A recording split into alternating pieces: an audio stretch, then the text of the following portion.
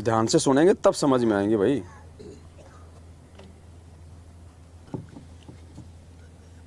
तो 12 वर्ष तक नानक जी इधर उधर परमात्मा की महिमा का गुणगान करते रहे। फिर प्रभु उनसे मिले और कहा कि पुण्यात्मा, अब आप विश्राम करो, अपनी भक्ति करो, सार नाम प्राप्त करो और बैठ कर भजन करो। तो पिछले लास्ट के 16 वर्ष अपने घर पर जाकर नानक साहब ने अपने खेतों में खेती की बच्चों के साथ और अपने सतलोक प्राप्त हुआ।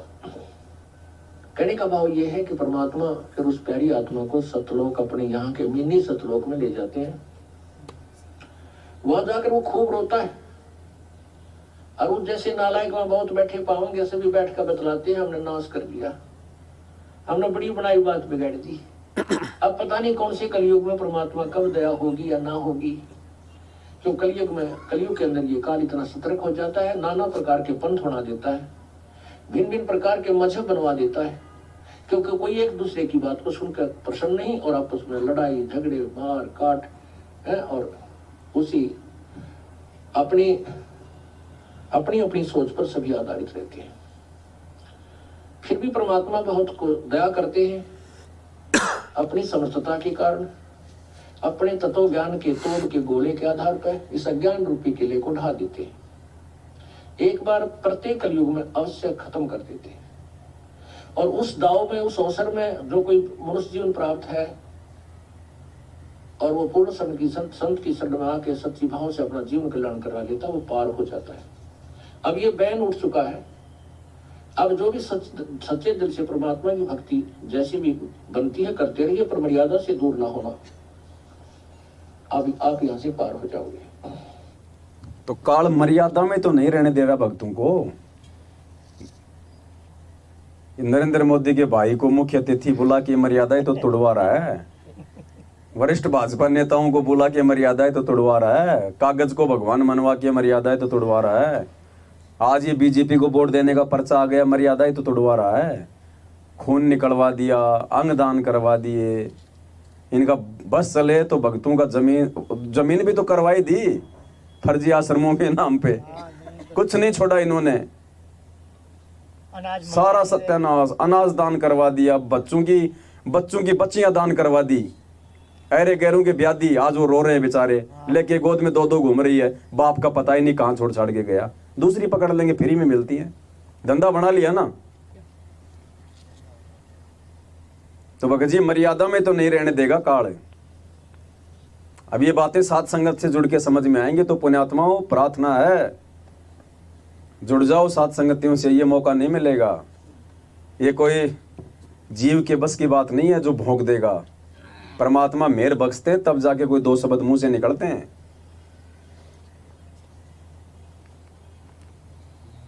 तो ये दादू जी हो, चाहे नानक जी हो, चाहे मीरा जी हो, चाहे कोई भी आत्मा हो, ये सभी आत्मा यहीं बैठी हुई हैं।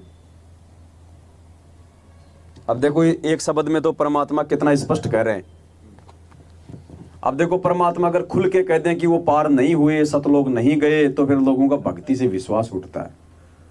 मालिक ने कह दिया मुक्त हो गए, मोक्ष हो गया। मोक्ष भी 5 प्रकार का होता है भाई, मुक्ति 5 होती हैं। वो मिनी सतलोक क्यों बना रखा परमात्मा ने? फिर अगर डायरेक्ट सतलोक ही भेजना है तो मिनी सतलोक क्यों बना रखा फिर परमात्मा ने? अपने खुद के लिए बना रखा क्या, आराम करने के लिए? तो विचार तो करना चाहिए इन बातों पे। अब एक शब्द है परमात्मा का, कोई है रे परले पार का, इसको ध्यान से सुनना। 4 मिनट का सत्संग है, ये क्लियर कर दिया परमात्मा ने। एक भी पार नहीं हुआ। परम धाम कौन पार हुआ? सिर्फ एक, वो खुद ही। परम धाम पहुंचे कबीर, सुनना। कोई है रे परले पार का, परले पार इस अंड पिंड ब्रह्मांड से पार सतलोक में, अंड और पिंड के पार स्वदेश हमारा है। कबीर परमात्मा कहते हैं करने नो दीदार महल में प्यारा है। कौन से महल में? उस सतलोक वाले महल में, इस महल में नहीं है वो। अब क्या बताते हैं गरीबदास साहिब जी, कहते हैं कोई है रे परले पार का, है कोई सतलोक तक जिसका ज्ञान हो, जिसको और वेद कहे झनकार का, धन धुन धुन धुन धुन धुनोरी है। कहते हैं कोई भेद कहे उस धुन का, उस झनकार का जो सतलोक में बज रही है। तुम्हारी ये नकली आवाजें इस प्रमंड में पिंड में सुन रही है। कोई है रे परले पार का जो भेद कहे झनकार का, कोई है रे परले पार का जो भेद कहे झनकार का। अब क्या बताते हैं? वारही गोरख वारही दत्त वारही ध्रुव प्रहलाद अर्थ। गोरख ने भी तो नाम लिया था 6 साल पहले। वारही माने उरले ही, उरली तरफ, परली तरफ नहीं, वार उरले लो है, this side not that side. वारही Gorakh वारही Dutt वारही ध्रुव प्रहलाद अर्थ। वारही सुखदेव वारही व्यास वारही पाराशर प्रकाश। अपनात्मा कितनी गहरी बात कही है। वारही दुर्वासा दरवेश वारही नारद सारद शेष। वारही भरथरी गोपी चंद वारही सनक सनंदन बंध। वारही ब्रह्मा वारही इंद्र वारही शेष कला गोविंद। यो 1000 बुझागा भगवान, ये काल भी वार ही है। मेरा 82 73 84 वाला नंबर है ना, वारही धर्मराय आरंभ। मोबाइल नंबर मेरा लास्ट में 9560। वारही धर्मराय उस पे एक 3-4 GB का वो डालो फटाफट, उसमें है नहीं। परम धाम पहुंचे कबीर। ऋग्वेद साम अथर्वण वेद परम धान नहीं लहा भेद। अलल पंख अगाध भेव जैसे कुंजी सुरती सेव। वार पार थे हाने था गरीबदास निर्गुण निगाह। अब क्या बताते हैं? कोई हैरे परले पार का जो भेद कहे उस जनकार का वास्तविक धुन को बता रहे हैं। कोई आओ मेरे सामने। जब कहते धुन धुन देखी धुन सुनी, इस शरीर में जो तुम दिखाई देता है और जो सुनता है वो काल तक का है। दृष्टि पड़े सुफना है धर अंबर कैलाश। वो या कृत्रिमबाजी झूठ है। 82 73 84। श्वास श्वास में स्वर समोने का अर्थ है जो मंत्र आपको दिया, श्वास 9560 ध्यान से शब्द करते रहो, इससे पार होगे। वार ही गोरख, गोरख जैसे नाथ भी उधर ही उरली साइड में है, पार नहीं हुए। और वार ही दत्त, दत्तात्रेय जैसे भी ये उरली ओढ़ भी है, ये पार नहीं हुए।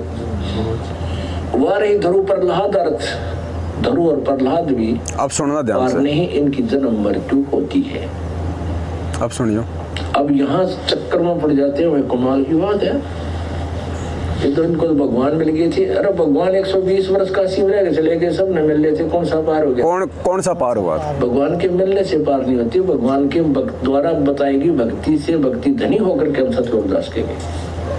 वार ही सुखदेव वार ही व्यास, सुखदेव ऋषि भी वार ही, क्योंकि स्वर्ग लोक तक गया, विष्णु के लोक तक गया, और व्यास भी उरली तरफ ही है। और वार ही पाराशर प्रकाश, पाराशर जैसे ऋषि भी यही रहे। वार ही दुर्वासा दरवेश, वार ही नारद सारद शेष, ये नारद जैसे भी शारदा, शारद माने शारदा, शारदा कौन है? ये ब्रह्मा जी की पुत्री सरस्वती। वार ही भर्तृ गोपी चंद, वार ही सनक सनंदन बंद, ये गोपी चंद भर्तृ जैसे भी जन्म मृत्यु के अंदर ही है, पार नहीं हुए। वार ही ब्रह्मा वार ही इंद्र वार ही सेंस कला गोविंद, ये सारे 1000 भगवान तक भी यहीं पर ब्रह्मा विष्णु महेश जैसे भी जन्म मृत्यु के अंदर ही है। वार ही धर्म राय धर धीर, कौन पार हुआ फिर? और परम धाम पहुंचे कबीर, क्योंकि परमात्मा आए थे, उन्होंने जाकर के दिखाया, फिर वापस आए, स्वयं गए थे, दूसरा कोई नहीं गया साथ। अब यहाँ हमें ये समझना है कि ये ऐसा क्यों हुआ, ऐसा हुआ क्यों? फिर जब ये पार क्यों ना हुए? वही से महापुरुष क्या इन्होंने प्रयत्न नहीं किए? खूब किए, लेकिन इनको वो तत्वदर्शी संत नहीं मिला। शास्त्र वेदों अनुसार साधना भी इनको प्राप्त नहीं थी। क्या नहीं मिला? इसने भी शास्त्र विरुद्ध साधनाएं की। यानी परमात्मा नहीं गीता जी अध्याय नंबर 16 के श्लोक नंबर 23 में कहा कि शास्त्र विधि को त्याग कर दो, मनमाना आचरण करते हैं। परमात्मा कह रहे ये पार क्यों नहीं हुए? क्योंकि इनको तत्वदर्शी संत। तो फिर गोरखनाथ जी को कौन मिला था? किसने नाम दिया था? क्या कबीर जी उस समय तत्वदर्शी संत नहीं थे क्या? गोरखनाथ जी को सतनाम तक दिया ना, गुरु जी कह रहे हैं ना, नाम दिया था ना। नाम दिया वो तत्वदर्शी संत की भूमिका नहीं थी उस समय। संधि अब है। परमात्मा उस समय केवल और केवल वेदों में लिखी हुई अपनी महिमा को साबित करने के लिए आए थे कि भगवान के जो गुण वेदों में लिखे हैं, वो जिंदे को मुर्दा कर दे, कोढ़ी को काया दे दे, बांझ को शरीर दे दे, निर्धन को माया दे दे। उन वेदों में लिखी हुई महिमा को कि परमात्मा की जो परवरिश होती है वो कंवारी गायों से होती है, परमात्मा कमल के फूल पे आता है, केवल वेदों में लिखी हुई अपनी महिमा को साबित करने के लिए, बानी ना जाती है। ताकि परमात्मा झूठा ना पड़ जाए, वो वेद झूठे ना पड़ जाए।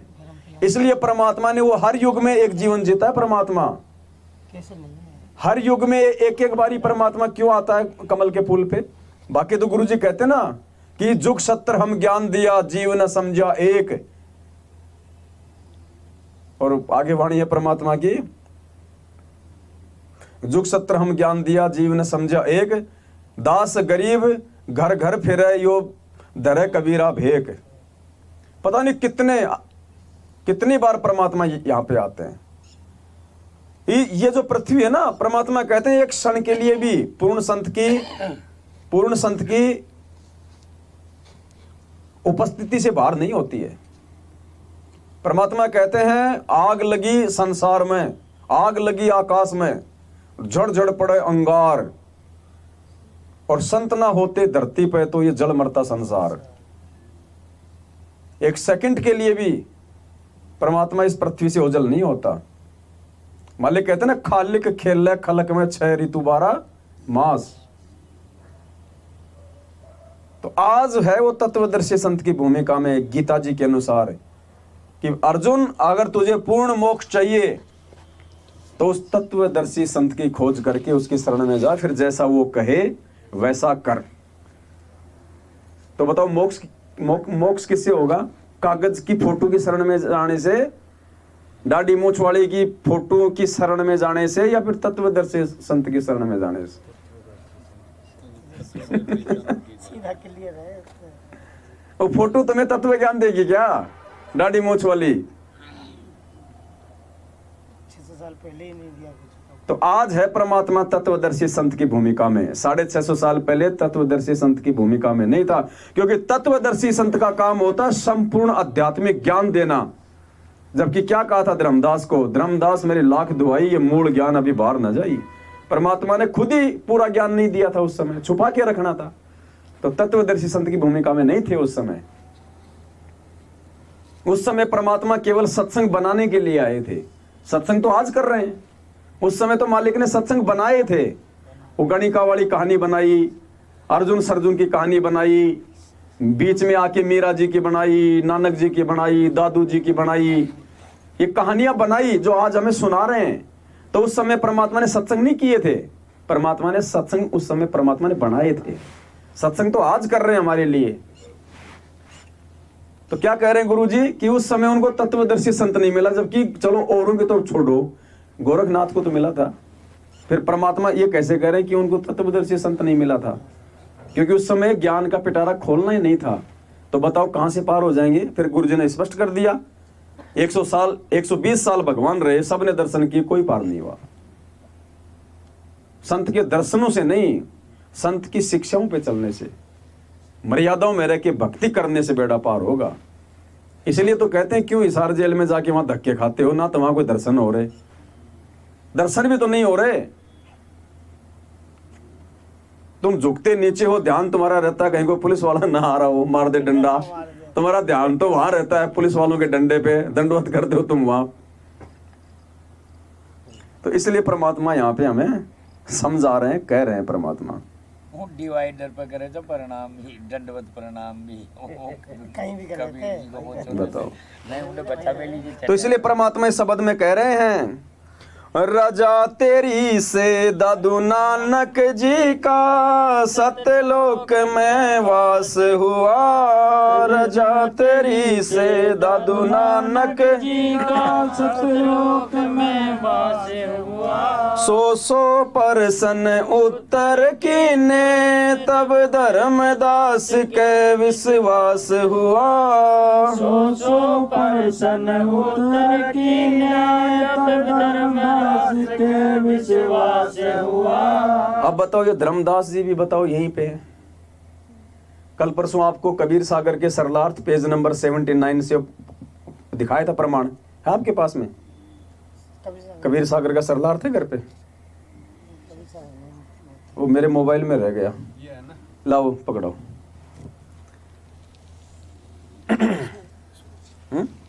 आप निकालो, उसी में होगा पर्सनल में,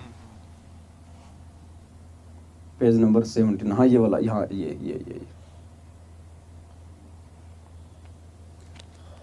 ये देखो पुण्यात्माओं, कबीर सागर का सरलार्थ जो सतलोक आश्रम मैनेजमेंट हरियाणा ने ये कह के 2016 में संगत में भेजा था कि गुरुजी ने जेल से लिख के भेजा है, जबकि आप उसकी भूमिका में पढ़ना 2012 में सतलोक आश्रम बरवाड़ा में लिख दिया गया था। देखो ये थोड़ा जूम करके दिखाओ भाई बहनों को, आप इसको अपने घर पे भी पढ़ सकते हो, दास भी आपको पढ़ के सुनाएगा। Page number 79।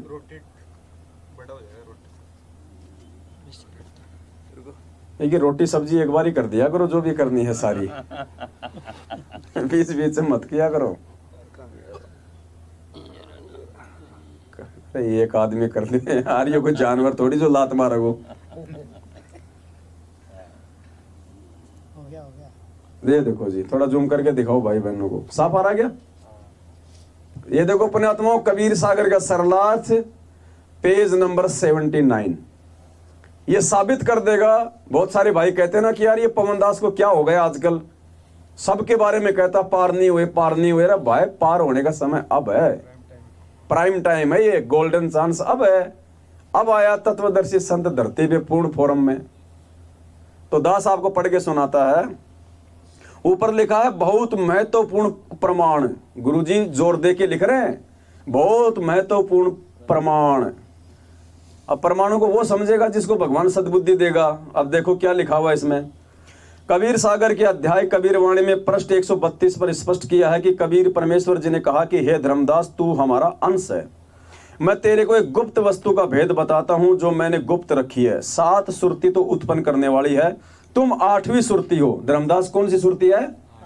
ध्यान रखना, ये 8वीं, तुम 8वीं सुरती हो तथा नौतम 9वीं सुरती मैंने गुप्त छुपाई है।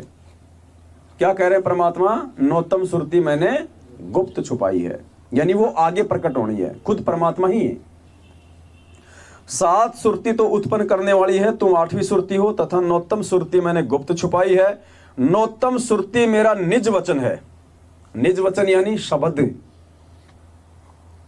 नौतम सुरती मेरा निज वचन है, यानी उसको पूर्ण मोक्ष मंत्र का अधिकार है, जिससे दीक्षा लेने के पश्चात काल चोर उस जीव को रोक नहीं सकता। ये गुरु जी के विषय में इशारा है। परमात्मा उस समय के विषय में इशारा कर रहे हैं। धर्मदास जी ने प्रार्थना की, है परमात्मा मुझे वह वचन बताओ जिससे जीव फिर से जन्म मरण के चक्कर में ना आए। परमात्मा कबीर जी ने कहा कि 8 बूंद यानी सतलोक में स्त्री पुरुष से उत्पन्न हंसों से जीव मुक्त कराने की योजना बनाई थी। तुम 8वीं बूंद हो, यानी परमात्मा कह रहे हैं कि मैंने तेरे को भी सतलोक से ये तैयार करके भेजा था कि तू मेरा काललोक में जाके काम करेगा, तू आत्माओं को वहां से मुक्त करके लाएगा। 8वीं बूंद धर्मदास। परंतु सबको काल ने भ्रमित कर दिया। आ गया धर्मदास का भी नंबर। क्या कह रहे परमात्मा? परंतु सबको काल ने भ्रमित कर दिया। अब 9वीं बूंद यानी नौतम सुरती से तुम सहित 8 की मुक्ति कराई जाएगी। यानी संत रामपाल जी भगवान से धर्मदास तेरे सहित 8 की मुक्ति कराई जाएगी, स्पष्ट कह रहे हैं परमात्मा। तो कहां पार हो गए धर्मदास जी? ये प्रमाण रहा भाई, आपके गुरु जी के हाथों से लिखा हुआ। दास अपनी मनमुखी बात नहीं चलाता संगत में। भैया मैं दोषी हो जाऊंगा परमात्मा का, मैं क्यों ये फालतू में वो करूं? मेरे को कौन सा जो है पेंशन मिल रही है? ये गुरुजी कह रहे हैं कि धर्मदास पार नहीं हुआ, यही धक्के खा रहा है।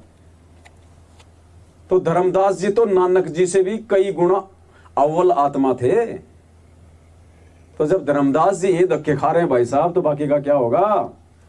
अब ये विचारने विषय पुण्यात्माओं क्या है यहाँ पे, हाँ आप और हम सबको सोचने के लायक वस्तु क्या है। दो चीजों पे हमें विशेष फोकस देना है। पहली बात तो इन आत्माओं के हम नाखून के बराबर भी नहीं है आज, मान मर्यादा में, व्यवहार में, आचरण में, बोलचाल में, शालीनता में, अधीनता में धर्मदास जी के नाखून के बराबर भी नहीं है हम। और ये आत्मा अगर पार नहीं हुई तो सोचो इनकी सबसे बड़ी कमजोरी क्या थी। एक ही कमजोरी थी बस, गुरुजी को इन्होंने परमात्मा नहीं माना। इनको विश्वास नहीं हुआ कि ये कबीर जी हैं, ये सारी सृष्टि का रचनहार है। सतलोक देखने के बाद भी, सतलोक देखने के बाद भी धर्मदास जी को विश्वास नहीं था कि यही परमात्मा होगा। और जीवित समाधि दी क्योंकि उसके मन में दोष आ गया था एंड समय में। गुरुजी कहते ना वो निर्मल आत्मा का था, कमजोर आत्मा का था, वो बढ़िया था, लाला जी था बढ़िया। परमात्मा ने खैर इसको सार नाम तो नहीं दिया परमात्मा ने उस समय किसी को भी, लेकिन मालिक को बोलना पड़ता है। कोई ये ना कहे कि भाई कबीर जी के पास सार नाम नहीं था, उन्होंने किसी को दिया नहीं। तो मालिक कहते हैं उसको सार नाम दे दिया परमात्मा ने और कहा कि बेटा इसको गुप्त रखना है और ये किसी को बताना नहीं, और इसके बिना कोई पार हो नहीं सकता। धर्मदास को परमात्मा ने प्रतिज्ञा दिलवा दी। अब धर्मदास जी का रोटी पानी छूट गई, चिंता हो गई, ये परमात्मा फिर मेरे पोते पोती कैसे पार होंगे, मेरी आगे वाली पीढ़ियां कैसे पार होंगी। आप कह रहे सार नाम के बिना कोई मुक्त नहीं हो सकता, मेरे को आगे दान करने का आदेश नहीं दे रहे, ना बताने का, तो बताओ फिर मेरी पीढ़ियों का क्या होगा। परमात्मा अंतर्यामी थे, जान गए। उसके मन में दोष आ गया था फिर धर्मदास जी के कि एक बार ये कबीर जी का यहां से शरीर छूट जाए, यानी कबीर जी एक बार मर जाए, उसके बाद ये सारनाम मैं अपने पीढ़ी वालों को। मालिक अंतर्यामी थे, अंदर से उसके अंदर परमात्मा ने प्रेरणा कर दी जगन्नाथपुरी देखने की, जहां से भगवान ने समुद्र को रोका था। धर्मदास तैयार हो गए, हाँ जी चलो चलो चलो। वहीं जाके परमात्मा ने उसको धमकाया कि नालायक मूर्ख, गुरुजी के वचन में दोष देखने वाला कभी जिंदगी में पार नहीं हो सकता, तेरा नाम खंड हो गया, तेरी मर्यादा खंड हो गई। गुरुजी बोले उसको दोबारा से उसको नाम दिया और उसको जीवित समाधि दी। अब सोचो पुण्यात्माओं, गुरुजी हमें सत्संग में बार बार कहते हैं कि लोग कहते हैं रामचंद्र जी ने सरयू नदी में समाधि ली, जबकि गुरुजी क्या कहते हैं, कूद के मरे थे दोनों भाई शर्म के मारे।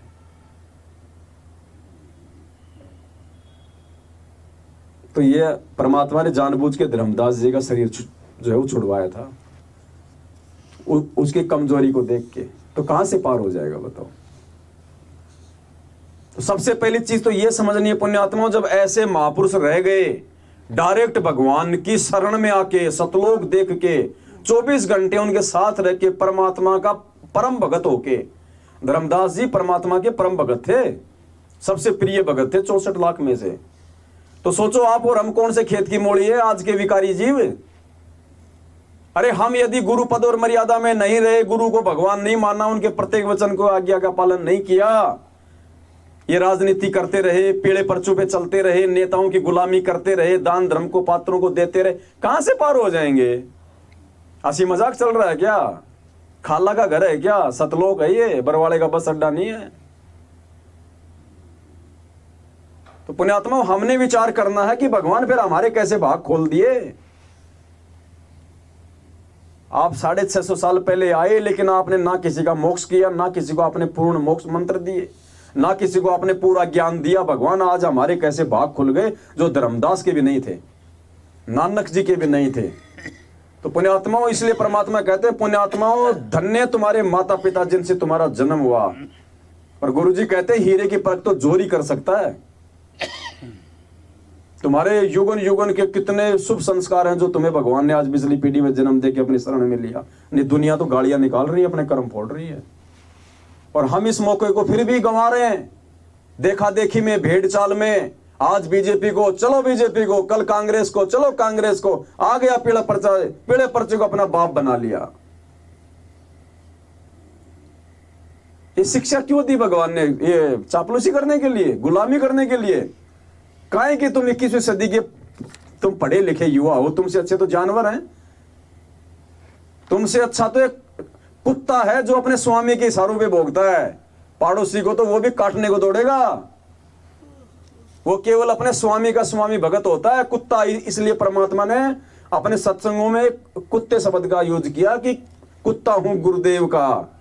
कुत्ता स्वामी भगत होता है, कुत्ता किसी पड़ोसी के इशारे पे नहीं चलता, कुत्ता अपने स्वामी के भाई के इशारे पे नहीं चलता, कुत्ता अपने स्वामी की भाषा समझता है।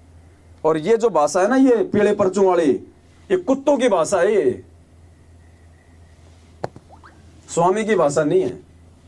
तो देख लो भाई तुम कहां चल रहे हो।